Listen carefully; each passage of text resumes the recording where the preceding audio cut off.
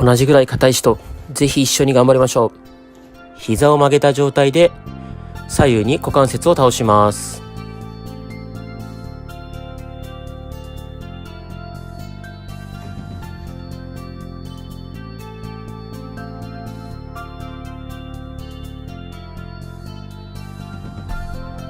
なんでストレッチトレーナーなのに体が硬いのというツッコミをいただくのですが、ラーメン屋時代は前屈が床からマイナス30センチでした。今は前屈して床に指がつきます。かなりマシになりました。次は足裏を合わせた状態で左右にゆらゆら揺れます。余裕があれば少し前に倒れても良いと思います。内もものストレッチを行っています。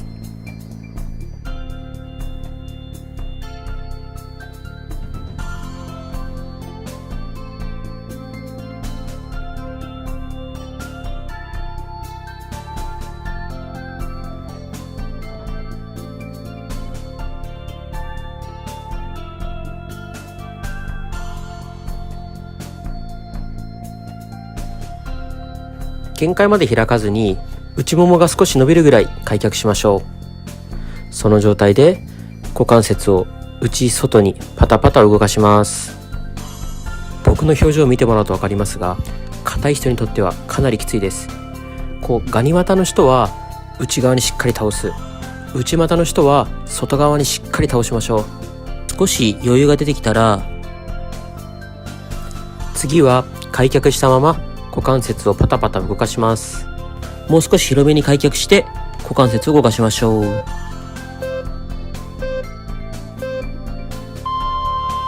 次はお尻のストレッチをやっていきます。あぐらをかいた状態になって片足を反対側に持っていきましょう。その状態で足をお腹にぐーっと抱え込みましょう。猫背にならないようになるべく胸を張って足はなるべくお腹につけるイメージです。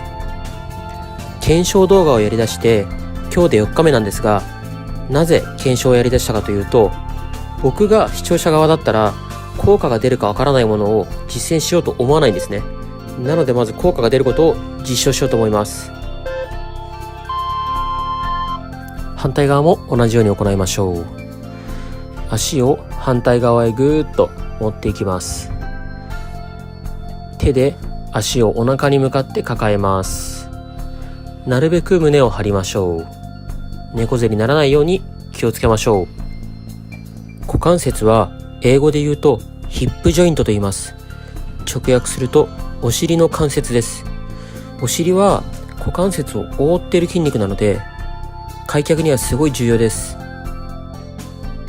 体の中で最大の筋肉でもあるので、柔らかくなると代謝がアップし痩せやすくなります。次は片方の足を伸ばして裏ももを伸ばします。掴める人はつま先を掴んで手前にぐーっと引きましょう。もし掴めない人は足首のあたりで十分です。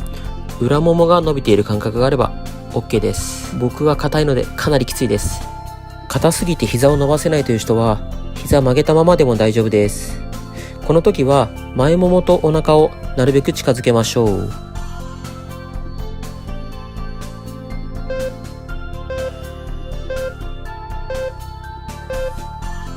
反対側も同様に行います。膝をしっかり伸ばしてそのまま体を倒します。つま先をつかめる人はしっかりつかみましょう。僕はつま先をつかむとかなりきついです。呼吸を止めないように深呼吸しましょう。頭は下げた方が効果的です。裏ももが伸びている感覚があれば OK です。膝伸びない人は膝を曲げたままお腹を前ももにつけましょう。次は座ったまま前屈を行います。膝を曲げてもいいのでつま先をつかみましょう。背中、裏もも、ふくらはぎが伸びていれば OK です。余裕がある人は膝をしっかり伸ばしましょう。頭は下に下げましょう。もしどうしてもつま先つかめない人は足首でも大丈夫です。少し角度を変えます。ガニ股の人は動画のように外に開いてしまいます。まっすぐを意識して行いましょう。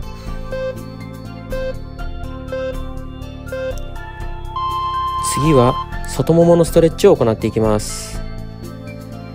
片方の膝を内側にぐーっと倒します。その状態で反対の足を上に乗せましょう。外ももが伸びます。もし膝が痛い人は無理ない範囲で大丈夫です。手をつく位置はご自身が楽な位置で大丈夫です。もし余裕がある人はもう少し膝を曲げてみましょう。より外もも前ももが伸びると思います。まだ余裕がある、もしくはあまり伸び感がない人はそのまま寝っ転がりましょう。腰が反らないように少し腹筋に力入れましょう。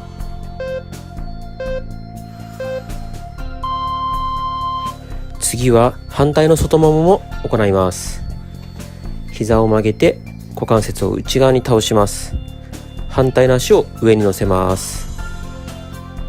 肩に力が入って肩が上がってしまうと肩凝ってしまうので、手をつく位置は楽な位置探しましょう。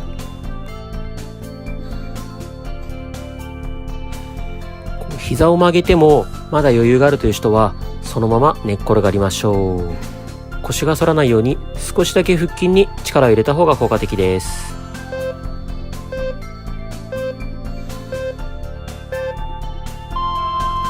次は内もものストレッチを行います。裏ももと同じような体勢になるんですが、足は片方だけ伸ばして体は真正面向けましょう。足の方を向いてしまうと裏ももが伸びます。つま先をつかめる人はつま先をつかんでも OK です。横に倒れるというより前に倒れるイメージですね。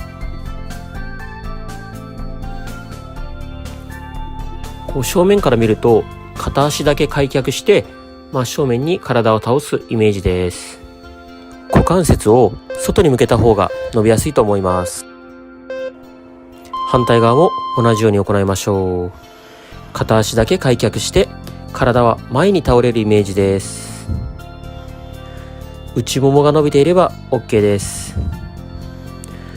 内ももは運動不足だと使うことがないのでどんどん硬くなって脂肪がつきやすいです。しっかり伸ばしましょう。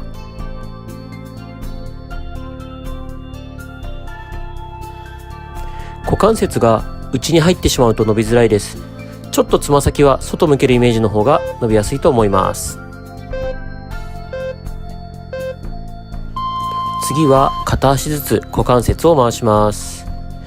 後ろに手をついたまま足を内回ししましょう。この時は股関節の付け根から大きく動かすイメージで行いましょう。15秒間内回しした後は残り15秒間外回しします。なるべく足を高く上げた方が効果的なので前ももをお腹につけるイメージで行いましょう。床に手をついているのが辛いという人は寝転がってしまって寝た状態で行っても OK です。反対の足も行っていきます。きつい人は寝っ転がりましょう。まずは内回しからです。股関節付け根からゆっくり大きく行いましょう。開脚は内ももだけ柔らかければ開くと勘違いしがちなんですが、お尻の外側や外もも、裏もも、前ももすべて重要です。内回しと外回し両方行います。毎日実践しようと思うと10分間時間確保するのが大変だと思います。テレビ見ながらでも良いのでまず2週間頑張りましょう。次はお尻のストレッチ、先ほどと違う角度で行います。あぐらをかいた状態から片足を乗せます。骨盤をしっかり立てて股関節を外に開いた状態で前に倒れます。頭も下ろしましょう。お尻が伸びている感覚があれば OK です。もしこの体勢ができないという方は動画のように片足だけ前に出してそのまま倒れましょう。足をどれぐらい前に出したらいいかというのは正解がありません。いろんな角度で試して一番お尻が伸びる角度を見つけましょう。反対側のお尻も同様に行います。あぐらをかいた状態で片足を乗せます。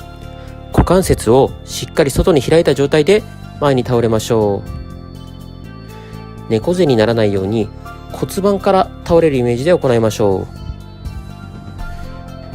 硬くてできない人は先ほどと同様に少しだけ足を前に出してそのまま倒れましょう。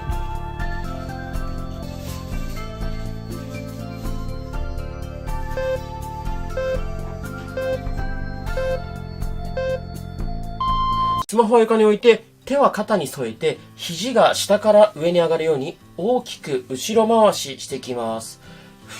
スピードは重要ではないです。なるべくピンと姿勢を正して普段動かさない範囲で大きく回しましょう。なるべく肘を高く上げてしっかり肩甲骨を後ろで寄せる。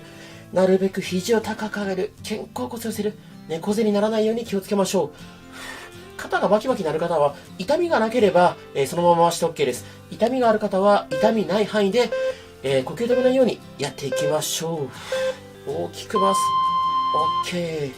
そしたら次は右手を左斜め上へ、左手を右斜め上、斜め上に万歳するイメージです。上げた時に脇腹、脇の下伸びる感覚あれば OK です。スピードよりも普段動かさない範囲までしっかり手を上げ切る。呼吸を止めないで。あんまり猫背にならないようにしましょう。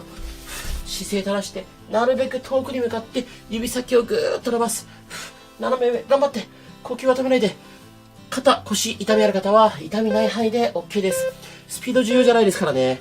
呼吸止めないようにやっていきましょう。OK。